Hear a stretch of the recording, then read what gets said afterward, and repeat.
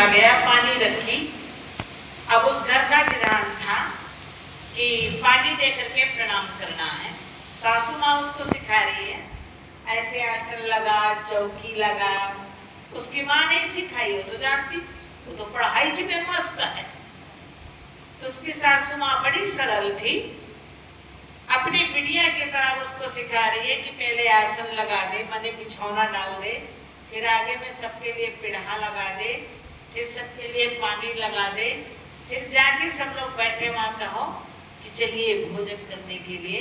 तो गए और वो प्रणाम किया। प्रणाम करने के बाद बोलती चलिए सबके सब भोजन करने के लिए। पानी रखी एक लोटा, आए सब लोग, बैठे सब लोग। अब थाली में 4-4 पूरी, सब्जी, खीर, सब्जी एक कटोरी में खीर और पूरी, सबको थाली में पहले रसोई में निकाली। उसकी ननद थी, उसकी सासू माँ थी, कहे चलो आज भाभी सब कर लेगी, आज उनको कोई हेल्प नहीं की। कैसी करती जरा देखते हैं, और देखना भी चाहिए। बहुत माताएं बहुओं के लिए शुरू में बहुत तरस खाती है, दया करती है। बहू की काम आगू से करते हैं। अब आगू से सासू माँ बहू की काम कर रही है तो बाद में वो क्यों करेगी? सही बात है। अब बाद में आंसू रोते हैं कि सब काम हमको ही करना पड़ता, वो कुछ नहीं करती, तो तुमने तो पहले पेड़ में चढ़ा रखी है। सही बात है कि नहीं? अब बहू जो है सोई है तो सासू माँ उसको चाय बना के देती है। बहू उठ चाय पी ले तो क्यों आपके लिए वो चाय बनाएगी? सही बात है कि नहीं? नियम हम खुद बिगाड़ते हैं और खुद बिगाड़ करके बाद में पश्चाताप करते हैं। आछे दिन पाछे गया, गुरु से किया न हेत, अब पछताए होत क्या, तो चिड़िया चुग गई खेत, साहिब बंदगी तो उस घर की जो सासू माँ थी, आसन बिछाने के लिए तो बता दी, क्या करूं? तो कह सबके लिए बिछौना बिछाओ, पाटा लगा दो, लगा दी। कहा चलो सबको बुलाने के लिए प्रणाम करो, प्रणाम कर ली। अब थाली में सबके लिए एक कटोरी खीर, एक कटोरी सब्जी पूरी थाली में रसोई में निकालती है, सबके लिए जितने लोग हैं। अब फिर परोसने लगी।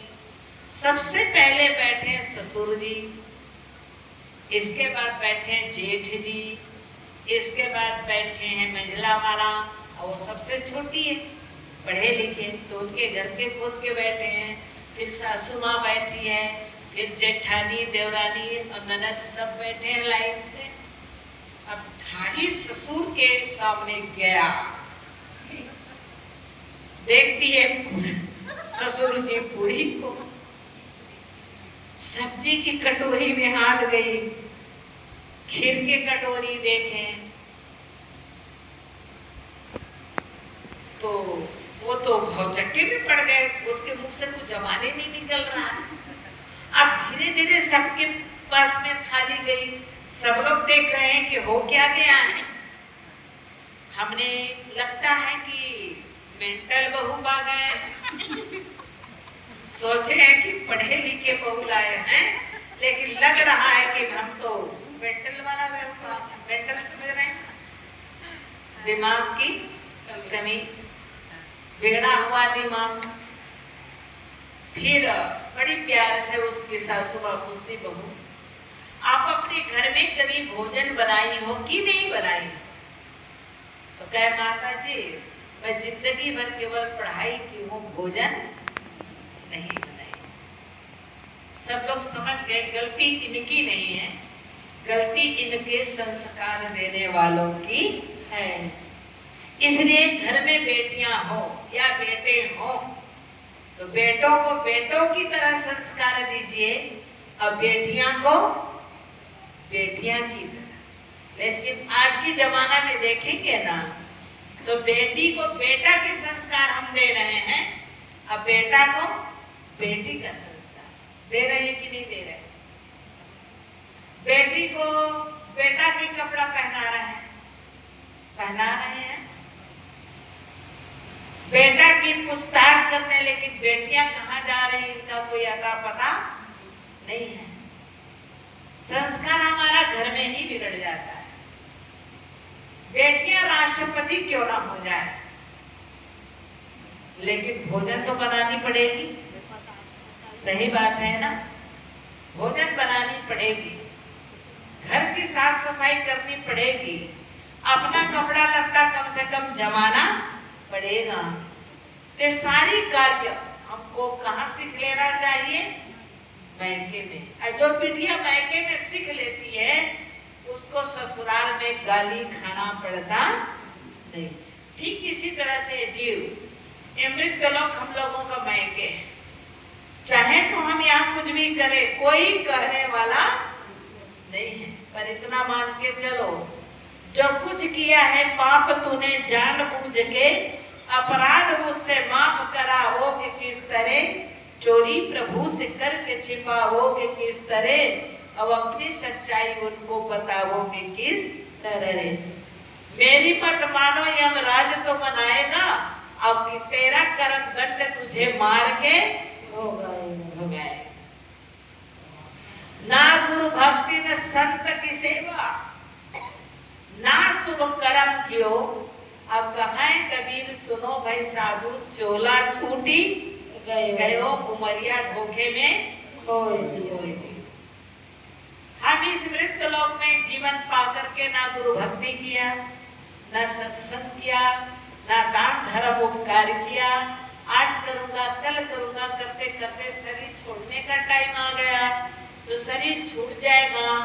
आत्मा यहाँ से निकल करके अमर लोक को जाएंगे।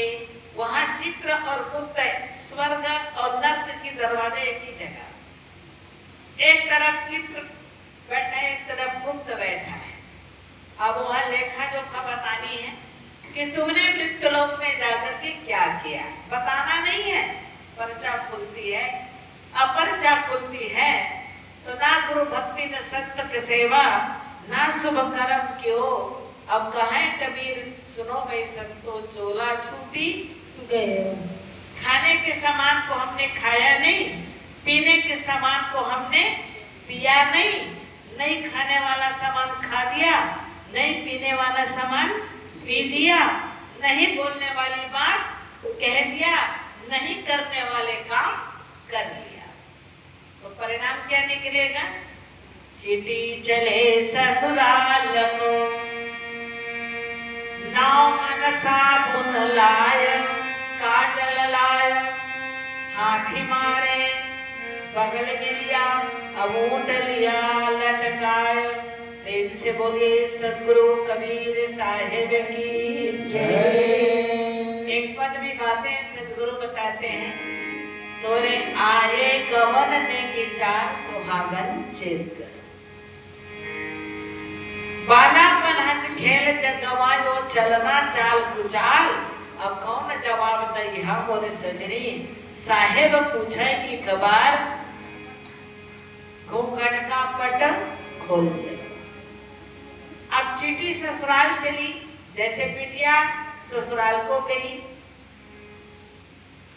अब वहां जाने के बाद अगर काम नहीं सीखा है, दान धर्म उपकार आपने नहीं किया है, गुरु भक्ति आपने नहीं किया है, तो उस जीव को कहाँ जाना पड़ेगा? स्वर्ग जाएगा वो कहाँ जाएगा? नरक कुंड में लेकर के इस जीव को जमराज धकेल देगा। इसलिए महापुरुष कहते हैं हमें ससुराल जाना है तो क्या करना है? सुरते समारे चलो तुम ससुरे, नैहर नहीं निभाए, नैहर नेहन करिहौ सजनी, मत तुम भरम भुलाए। भुलाने से पिया ना पई हो। कोई भी बेटी हो, मैके की प्रेम को ससुराल में लेकर के जब तक नहीं लगाएगा उसके जीवन सुखी नहीं होगी।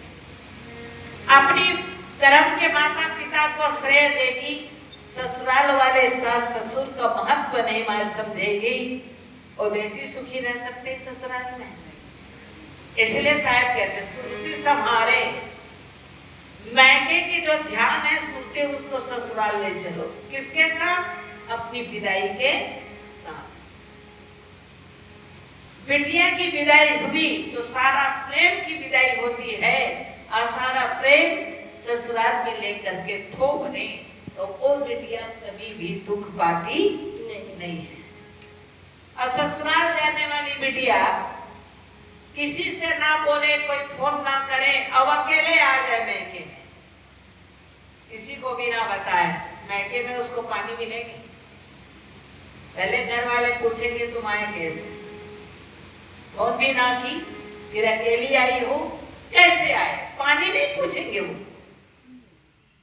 पूछेंगे क्या पानी? नहीं पूछेंगे। तुम अकेले आए कैसे? अगर सही सलामत बता दिया तब तो ठीक है, नहीं तो तुरंत लौटा के उनको ले जाएंगे।